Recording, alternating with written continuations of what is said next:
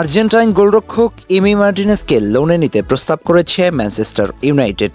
Fabrizio রোমানোর তথ্যমতে এই প্রস্তাব পাঠানো হয়েছিল এমির ক্লাব অ্যাস্টন ভিলার কাছে।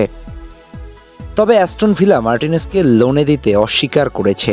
তারা চাচ্ছে মোটা অঙ্কের বিনিময়ে তাকে বিক্রি করতে কিংবা তার চুক্তি অনুযায়ী তাকে রেখে দিতে।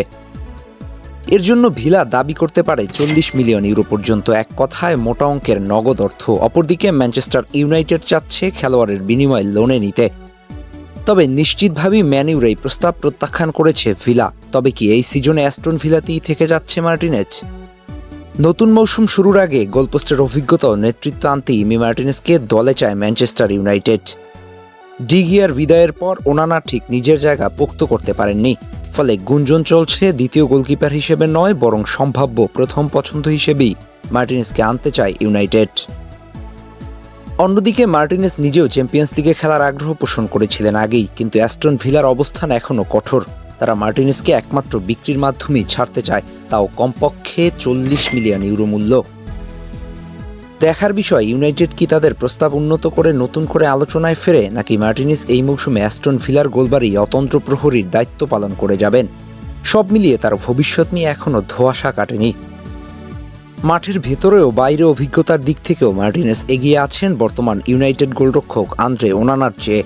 একদিকে ওনানা বড় মঞ্চে ধারাবাহিকভাবে দলের জন্য ম্যাচ জেতানো অবদান দিতে পারেননি, অন্যদিকে মার্টিনেজ বিশ্বকাপ, কোপা আমেরিকা, কনমেবল, ফিনালিসিমার মতো বড় প্রতিযোগিতায় আর্জেন্টিনার অন্যতম নায়ক ছিলেন।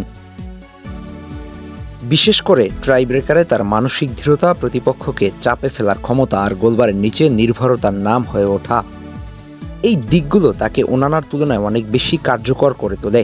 ইউনাইটেড চায় এমন একজন গোলরক্ষক যিনি শুধু বল ঠেকাতে নয়, ম্যাচের মোড় ঘুরিয়ে দিতে পারেন। আর সেখানেই মার্টিনেজের প্রয়োজনীয়তা আরও বড় হয়ে দেখা দিয়েছে।